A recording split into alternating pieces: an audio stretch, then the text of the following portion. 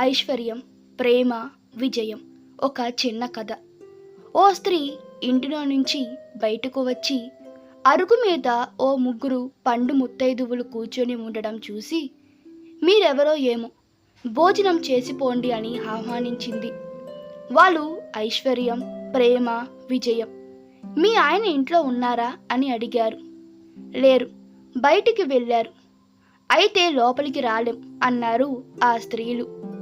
ఆ సాయంత్రం భర్త ఇంటికి రాగానే జరిగిందంతా చెప్పింది. వారిని ఇప్పుడే భోజనానికి రమ్మను ఆహ్వానించాడు. మేం ముగ్గురం ఒకసారిగా రాలేం.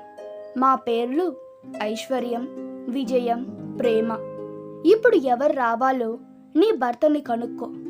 ఆమె ఇంట్లోకి వెళ్ళి ఈ విషయం వివరిస్తే భర్త ఆనందం పట్టలేక ఐశ్వర్యాన్ని రమ్మను. ఐశ్వర్యంతో నిండిపోవాలిల్లు. భార్య విజయాన్ని పిలుద్దాం. దాంతో ఐశ్వర్యం వస్తుంది. తెలివైన కోడలు మధ్యలో కల్పించుకొని బయటికి వెళ్ళి ప్రేమను భోజనానికి ఆహ్వానించింది. మీలో ప్రేమ ఎవరో భోజనానికి రావచ్చు అంటూ ఆహ్వానించింది. ప్రేమ ఇంట్లోకి అడుగుపెట్టింది. మిగిలిన ఇద్దరు కూడా ప్రేమ వెంట లోపలికి నడిచారు.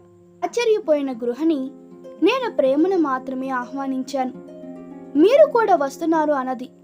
అప్పుడు వాళ్ళు ఐశ్వర్యాన్ని కానీ విజయాన్ని కానీ ఆహ్వానించి ఉంటే మిగిలిన ఇద్దరం బయటే ఉండేవాళ్ళం. ప్రేమను ఆహ్వానించారు. ప్రేమ ఎక్కడ ఉంటే అక్కడ ఐశ్వర్యం, విజయం వెన్నంటి ఉంటాయి.